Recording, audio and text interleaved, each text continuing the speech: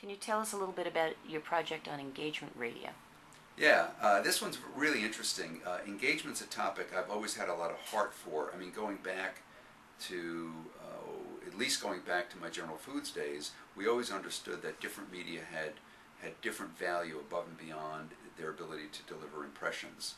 That impressions in one medium were not of the same value as impressions in another medium, or even within the medium. I mean, for example, we know we pay more for primetime than we do for daytime in television, and part of that's primetime's ability to build reach, but part of it's things like the level of attention, the level of commercial exposure, and something else that we all presume to be there.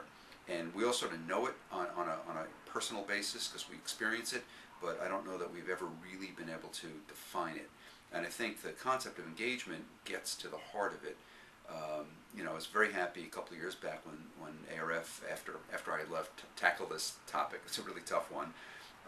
And I know a lot of people have been less than delighted with the outcome. They, I think, expected a simple answer, but it's a very, very complex problem. And I think simply getting us all to think about it has been tremendously valuable.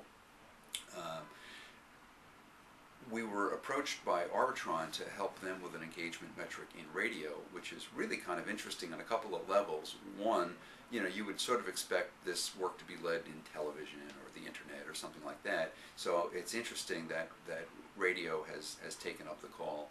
But even more interestingly, radio is among those media that I think arguably has a unique relationship between the station and the listener, or maybe it's the on-air personality and the listener. It's almost intimate, you're sort of in your car, they're whispering in your ear, or they're in your earbuds or whatever. So it's a very unique relationship, and we're right in the middle of this, so I don't really know what the outcome's going to be, but we're wrestling with the issue of what this means.